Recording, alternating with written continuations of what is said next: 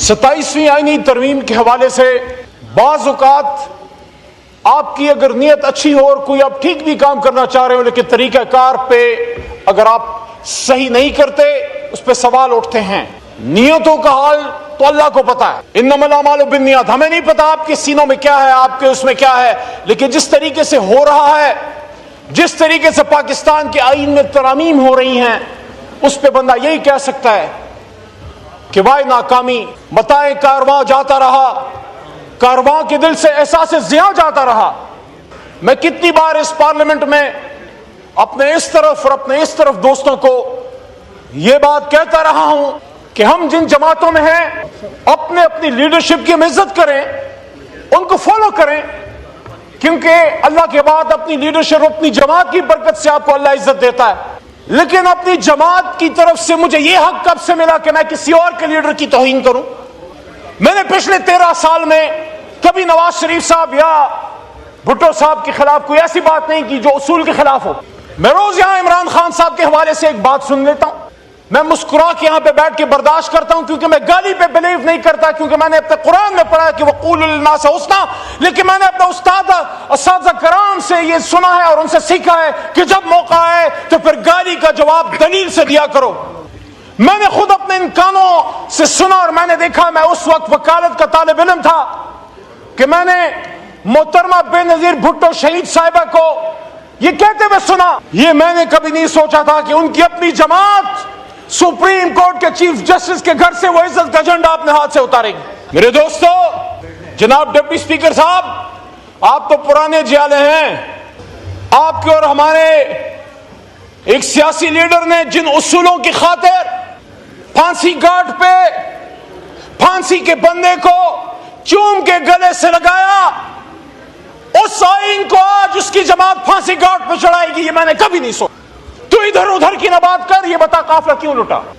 مجھے رہزنوں سے گلا نہیں، تیری رہبری کا سوال ہے۔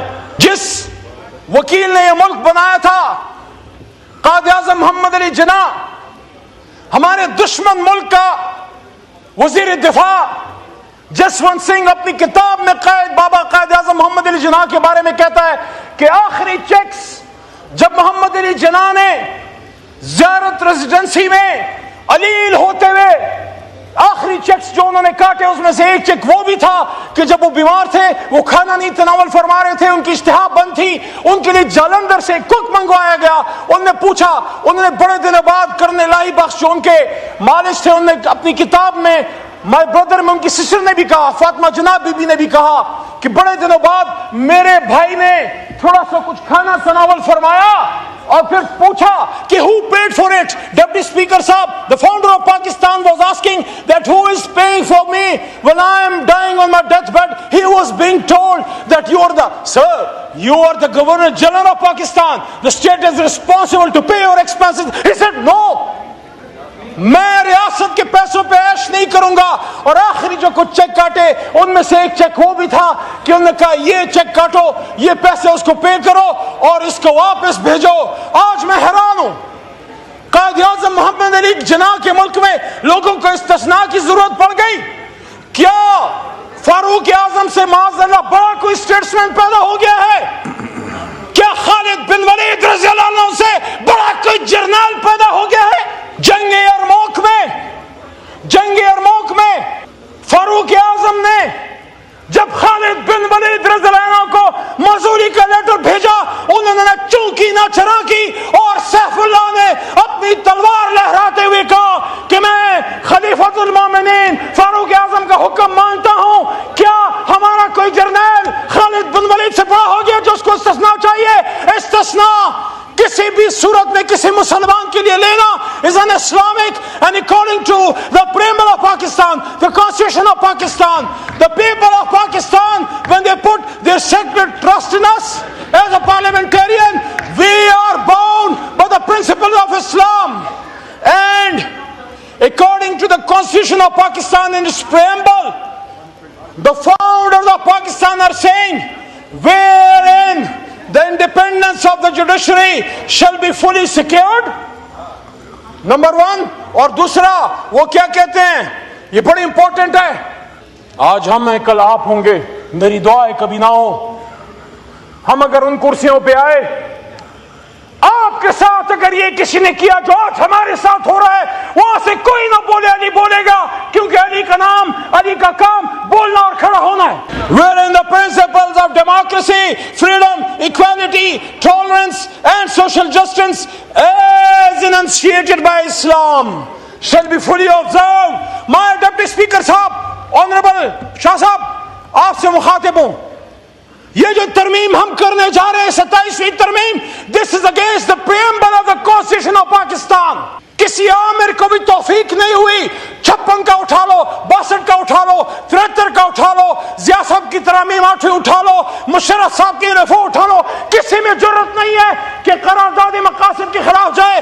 اور یہ آئین قرارداد مقاصد کے خلاف کیسے جا رہا ہے؟ عمر فاروق رضی اللہ عنہ، بس 2 منٹ دیں، ایک جلسے میں کھڑے ہیں، ایک مجمع میں کھڑے ہیں اور فرماتے ہیں، سر فرماتے ہیں اے لوگوں میری بات سنو. وہاں سے میرے خیال میں کمی بیشی اللہ معاف کرے حضرت سلمان فارسی رضی اللہ عنہ یا ایک صحابی کوئی اور، لیکن میرا خیال ہے گمان ہے کہ سلمان فارسی رضی اللہ عنہ، وہ کھڑے ہو گئے، بزرگ صحابی تھے. وہ کہتے ہیں ہم آپ کی بات نہیں سنیں گے، آپ کے پاس 2 چادریں ہیں، ہمیں ایک چادر ملی ہے. حضرت عمر فاروق رضی اللہ عنہ نے 227 جو ہمارا آرٹیکل ہے اس کی خلاف ورزی کرتے ہوئے یا اسلام کے خدا نخواستہ خلاف ورزی کرتے ہوئے یا کسی 27ویں ترمیم کے استثناء کا سہارا نہیں لیا. یہ نہیں کہا میں خلیفۃ المومنین ہوں، میرے بارے میں حضرت محمد مصطفیٰ صلی اللہ علیہ وسلم نے فرمایا کہ میرے بعد اگر کوئی نبی ہوتا تو عمر ہوتا. لوگوں لیکن سنو، نبوت کا دروازہ بند ہے، میں تو وہ ہوں. عمر رضی اللہ عنہ جب ایک راستے سے گزرتے تھے شیطان چلا جاتا تھا. انہوں نے یہ نہیں کہا مجھ سے تمہاری جرات، تم مجھ سے سوال کرتے ہو. انہوں نے کہا نہیں میں جواب دوں گا. اور پھر کہا عبداللہ کو بن عمر رضی اللہ عنہ کو کیا آپ جواب دو. اور انہوں نے فرمایا کہ میرے والد محترم حضرت عمر فاروق کو 2 چادریں اس لیے دی ہیں کہ ان کا قد مبارک اونچا ہے، ان کا سینہ مبارک براڈ ہے، ایک چادر سے ان کا کپڑے نہیں بنتے، تو میں نے بطور بیٹے اپنے ایک چادر ان کو ہدیہ کی ہے.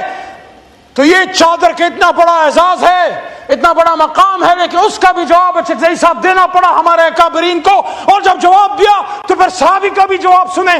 وہ کہتے ہیں اب آپ حکم کریں، یہ سر بھی حاضر ہے. یہ ہم کس طرح چل پڑے؟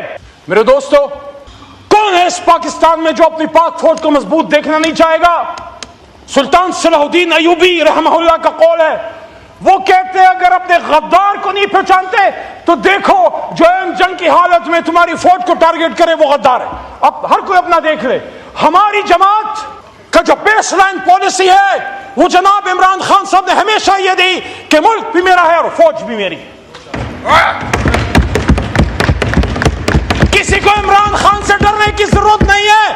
استثناء مستثناء مت مانگو. وہ اتنا چھوٹا آدمی نہیں ہے کہ تم سے بدلے لے گا. وہ بدلہ لینے نہیں، ریاست کو چلانے آئے گا انشاءاللہ. میرے دوستو، کیا تجھ کو سکھاؤں میں تقدیر امم کیا ہے؟ تجھ کو سکھاؤں میں تقدیر امم کیا ہے؟ شمشیر و ثنا اول طاؤس و رباب آخر. بدقسمتی سے یہاں صرف طاؤس و رباب چل رہا ہے، نہ شمشیر ہے اور نہ ثنا ہے اور نہ قلم کی حرمت ہے.